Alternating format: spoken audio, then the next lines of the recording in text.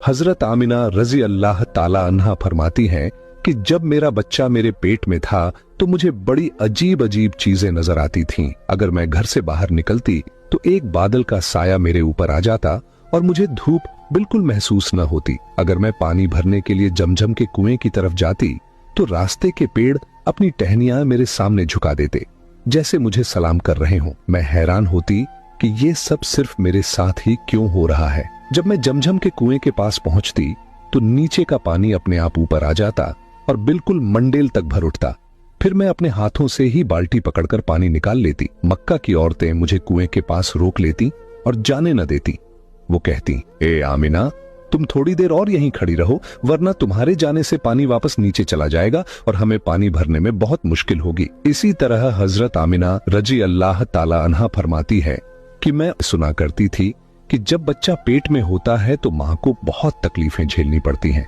कभी हाथ पांव में दर्द, कभी सर दर्द, कभी उल्टी, कभी बुखार और कभी चिड़चिड़ापन। ये सारी बातें सुनकर मैं सोचती कि अजीब है, मुझे तो पूरे 9 महीनों में कोई तकलीफ नहीं हुई। यहां तक कि जब तक मेरा बच्चा पेट में रहा मुझे सर दर्द तक न हुआ। हजरत आमिना को अजीब अजीब ख्वाब भी आते थे। वो फरमाती हैं कि जब मैं रात को सोती तो मुझे ख्वाब आता कि मेरे जिस्म के अंदर से एक नूर निकला है और उसने पूरी दुनिया को रोशन कर दिया है। ये सब देखकर मुझे यकीन हो चुका था कि मेरे पेट में जो बच्चा है वो यकीनन कोई आम इंसान नहीं, पैगंबर हजरत मोहम्मद मुस्तफा सल्लल्लाहु ताला अलैहि वसल्लम जब अपनी मां हजरत आमिना रजी अल्लाह ताला अन्हा के पेट में थे तो एक रोज आपकी दादी ने आपके दादा को इशारे से बुलाया और कहा, क्या आपको मालूम है ये बहू आमिना बहुत महंगा इत्र लगाती है।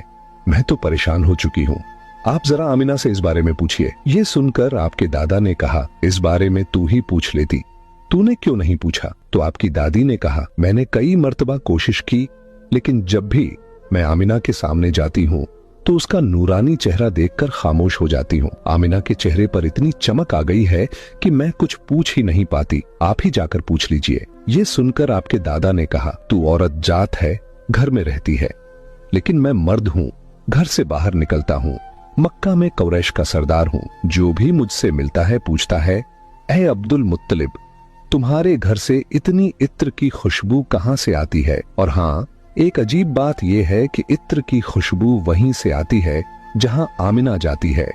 अगर आमिना रसोई में जाती है तो खुशबू वहीं से आती है, अगर गुसलखाने में जाती है तो खुशबू वहीं से आती है, अगर बैठकी में जाती है तो खुशबू वहीं से आती है। और ये कोई मामूली इत्र नहीं है, न इराक का